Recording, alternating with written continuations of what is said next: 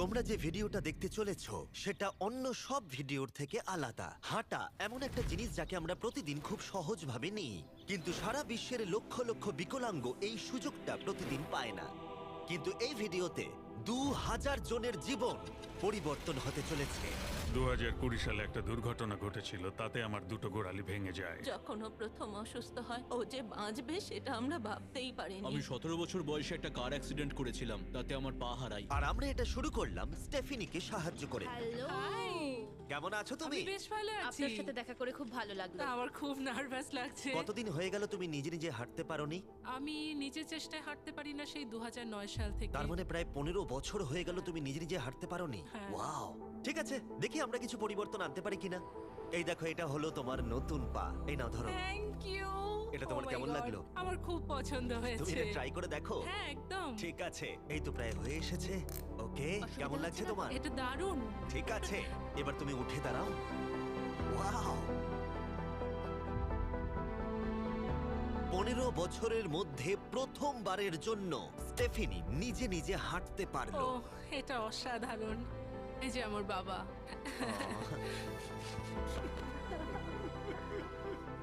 ওকে এতদিন পরে হাঁটতে দেখে আপনার ভালো লাগছে তো?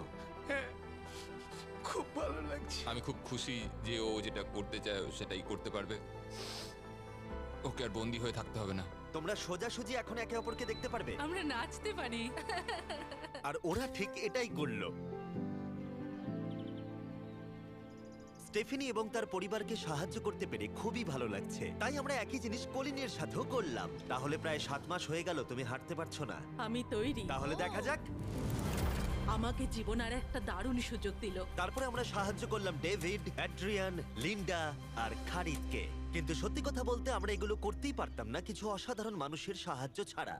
আমরা মানুষের অঙ্গ রিপ্লেস করি। কেউ যদি এরকম প্রস্থেটিক লেগ নিতে চায় তাহলে কিরকম খরচা পড়তে পারে? জায়গার উপর ডিপেন্ড করছে, 5,000 থেকে 50,000। শুনতে অবাক লাগলেও এই ভিডিওতে বেশিরভাগ মানুষই ইন্স্যুরেন্স অ্যাফোর্ড করতে পারে না, বা তাদের আর্থিক ক্ষমতাও সেভাবে নেই। তার মানে আমরা যদি এগিয়ে না আসতাম তাহলে ওরা কোনোদিনই হাঁটতে পারতো না। আর ইন্স্যুরেন্স কভার করতে না পারলে কি হবে? তুমি আরো ফান্ড রেজ করো আর প্রার্থনা করো যে তোমার মতোই যেন কেউ আসে। এটা আমার কিনতে 10 বছর সময় লাগবে। দাঁড়াও, এটা নিজের টাকায় কিনতে তোমার 10 বছর সময় লাগবে? হ্যাঁ, এটা তো চ্যান্ডলার!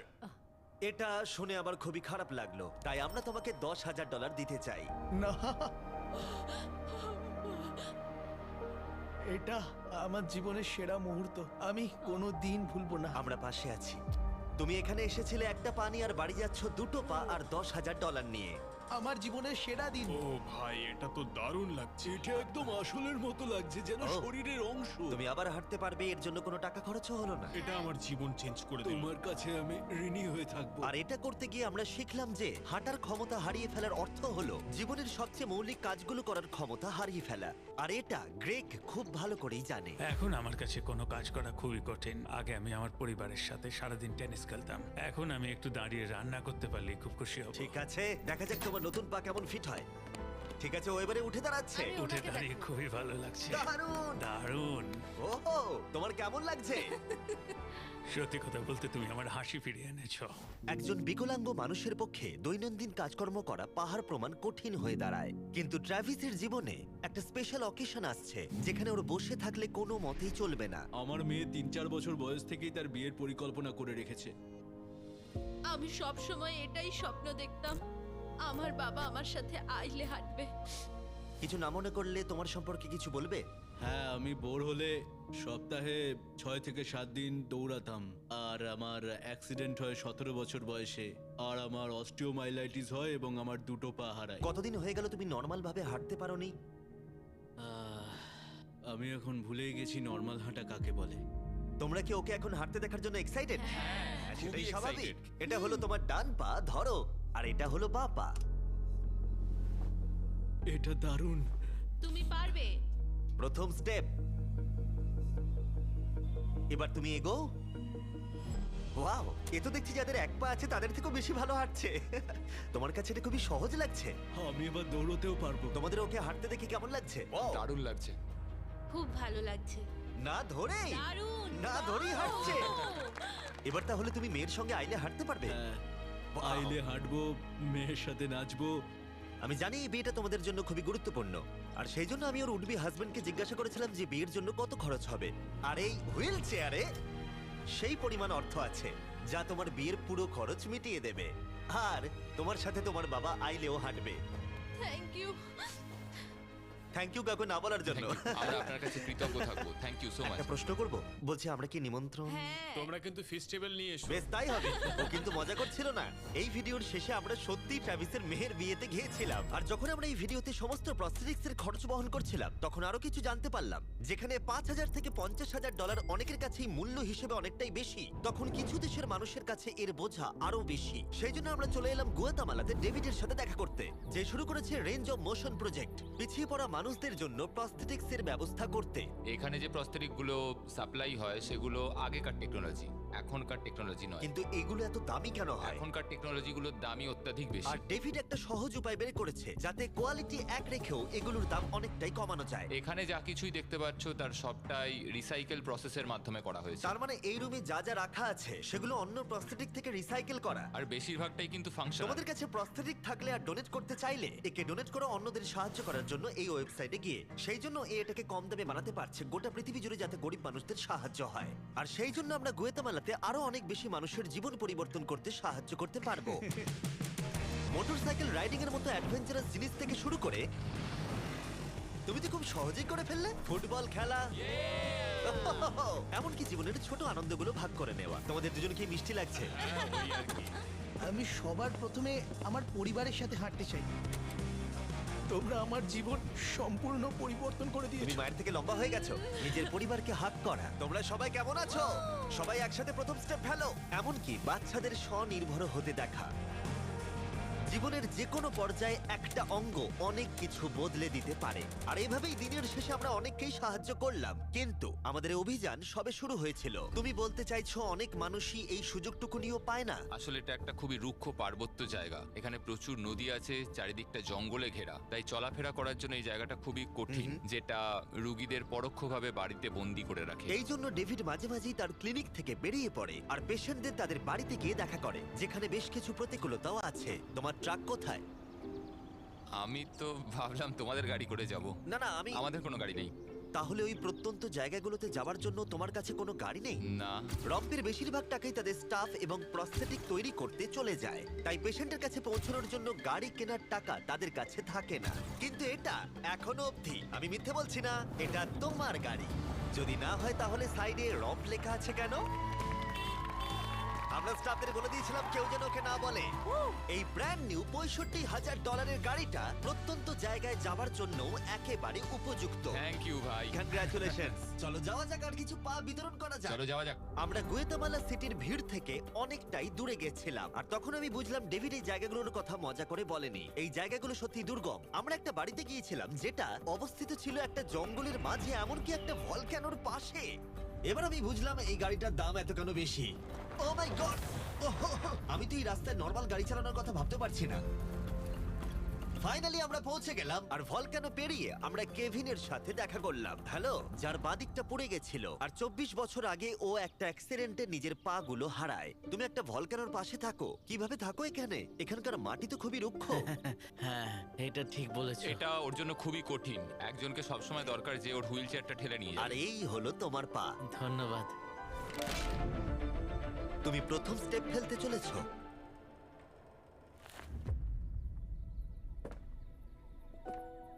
ঠিক আছে, আমরা এখন ভলকানোর আমরা পাশ ওদিকে দিয়ে যাবো। হাঁটছি। নিজের মায়ের কাছে যাও। এসো এসো। আহ, আই লাভ ইউ। খুব ভালো থেকো। আমাদের মতো অনেকেই খুব কষ্টে রয়েছে, আর আমি ঈশ্বরকে ধন্যবাদ জানাতে চাই আমাকে এই সুযোগটা দেওয়ার জন্য। তার মানে কেভিন হলো 71তম মানুষ যাকে আমরা হাঁটতে সাহায্য করলাম। তারপর ডেভিড আর আমি ঠিক করলাম ইকুয়েডরে গিয়ে আমরা আরো বেশি মানুষকে সাহায্য করব, যেমন কেলি, যে 6 দিন বাসে জার্নি করেছে এখানে আসার জন্য, এটা না জেনেই যে ও এখানে প্রস্থেটিক পাবে কিনা। এটা খুব ভয়ের ছিল, কারণ আমি কখনো দেশ ছেড়ে বাইরে যাইনি, কিন্তু আমি এখন রিস্ক নিয়ে চলেই এলাম এখানে। এই জন্যই আমরা এখন এই ভিডিওটা করছি।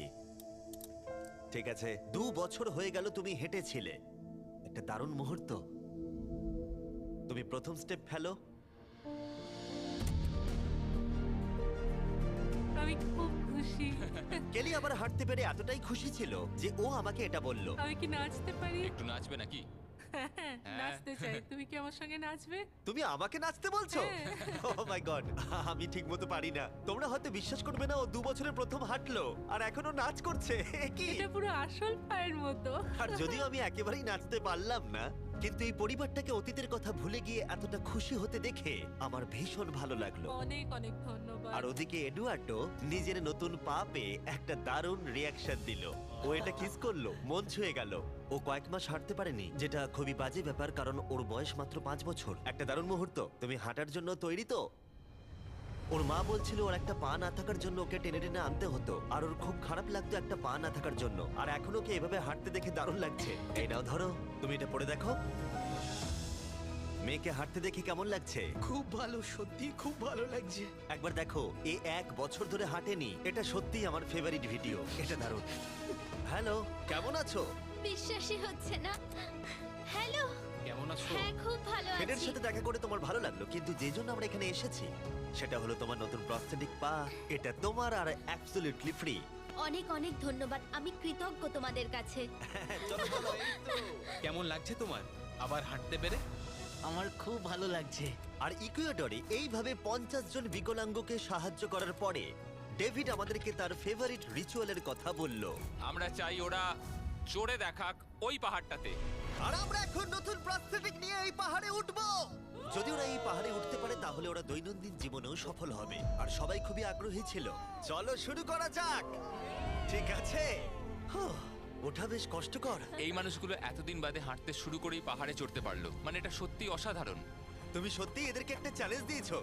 যদি তুমি একটা উচ্চতায় পৌঁছতে পারো, একটা জায়গায় পৌঁছতে পারো, প্রতিবন্ধকতা নিয়ে তোমার কাছে পৃথিবীর সবকিছুই সম্ভব মনে হবে। সবকিছু মানে সবকিছু। আর আমি এটা দেখলাম, এই বিকলাঙ্গদের মনে এতটা উচ্চাকাঙ্ক্ষা দেখা আমার জীবনে সম্পূর্ণ নতুন একটা অভিজ্ঞতা ছিল। এটাই এই ট্রিপের উদ্দেশ্য, আর এরা কেউই হাল ছাড়ছে না। সত্যি কথা বলতে আমি বুঝতে পারছিলাম না কেন আমরা এই পাহাড়ে উঠছি, কিন্তু এখন আমি বুঝতে পেরেছি যদি তারা এই প্রস্থেটিক নিয়ে পাহাড়ে উঠতে পারে তাহলে তারা দৈনন্দিন জীবনে যে কোনো বাধা পেরোতে পারবে। আমরা টপে পৌঁছে গেছি। খুব ভালো। তোমরা এই পাহাড়ে উঠতে পারলে সব বাধাই বেরোতে পারবে। আমি গর্বিত, সত্যি গর্বিত। আর এখন এদের পুরস্কার একটা অসাধারণ ভিউ। আর এবার আমরা চলে গেলাম কেনিয়াতে, যেখানে অনেক বাচ্চাদের পা তো ছিল, কিন্তু সেটা ব্যবহার করতে অনেক খরচ সাপেক্ষ অপারেশন করতে হতো, আর আমরা সেটা পে করলাম। একবার দেখো একে, সার্জারির আগে এই বাচ্চাগুলো জীবনে কোনোদিনও হাঁটেইনি, আর এখন ওদেরকে দেখো। যখন আমি হাঁটতে চেষ্টা করতাম তখন আমি পারতাম না, তখন আমার খুবই খারাপ লাগতো। বাকি স্টুডেন্টরা আমায় দেখে হাসতো, তাই কখনো কখনো আমি স্কুল যেতাম না। তুমি যখন প্রথম হাঁটলে কেমন লাগলো? দেখলাম আমি অন্যদের মতোই হাঁটতে পারি, তাই আমি খুব খুশি হয়েছি। আর তাদের সবাইকে সার্জারি করানো ছাড়াও আমরা ক্লিনিকে একটা ব্র্যান্ড নিউ প্লে রুমও বানিয়েছিলাম যাতে বাচ্চারা খেলতে পারে। তোমাদের নতুন খেলার রুমটাকে দেখো। আর এবার আমি একটু গতি বাড়াবো, কারণ কেরিয়ার পরে আমরা গোটা আফ্রিকায় গেছিলাম মানুষদের হাঁটতে সাহায্য করতে। আমার পরিবার, আমার অর্থনৈতিক অবস্থা, এবার সবকিছু পরিবর্তন হয়ে যাবে। আর সেখান থেকে আমরা গেলাম ফিলিপিন্সে, কম্বোডিয়া আর শ্রীলঙ্কা। আমাদের সাহায্য করার জন্য অনেকটাই ধন্যবাদ। Thank you, thank you. Thank you very much. এটা আমার জন্য একটা দ্বিতীয় সুযোগ ছিল। আমি যেন নতুন জীবন পেলাম। আমার বুক ধরপড় করছে। আর পৃথিবীর অনেক দেশ ঘোরার পরে আর 2000 জনের প্রথম স্টেপ দেখার পরে আমি গর্বিত এটা বলতে পেরে যে গোটা বিশ্বে আমরা বহু মানুষের জীবন পরিবর্তন করতে পেরেছি। তোমাদের হয়তো মনে আছে ভিডিওর শুরুতে আমরা একটা বিয়ে বাড়ি অ্যাটেন্ড করবার কথা বলেছিলাম। এটা খুবই অদ্ভুত, যার সাথে 24 ঘন্টা আগে দেখা হয়েছে তার বিয়েতে এখন আমরা আছি। আর নোলানের জামাটা, নোলানের শার্ট 100%। এখানে দেখো এই দড়িগুলো। ঠিক আছে, ট্রাভিস এবার তার মেয়ের সাথে আইলে হাঁটবে। দেখা যাক এবার ও তার নতুন পা নিয়ে কেমন করে হাঁটে। আমি সব সময় এটাই স্বপ্ন দেখতাম, আমার বাবা আমার সাথে আইলে হাঁটবে।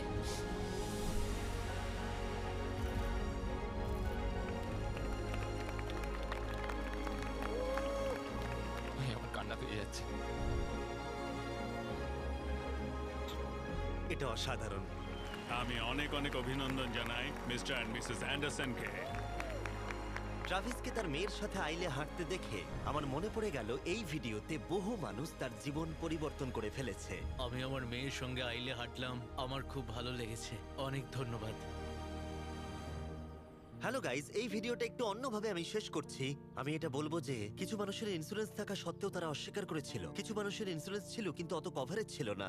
এটা আমি ঠিক বুঝতে পারছি না। ওদের একমাত্র আশা এখন এই প্রস্থেটিক পা, যাতে ওরা আবার হাঁটতে পারে, যাতে ওরা আবার জবে যেতে পারে।